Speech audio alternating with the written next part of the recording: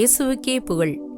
இன்றைய இறைவார்த்தை செக்கரியா 9ஆம் அதிகாரம், வசனங்கள் 9 முதல் 10 வரை.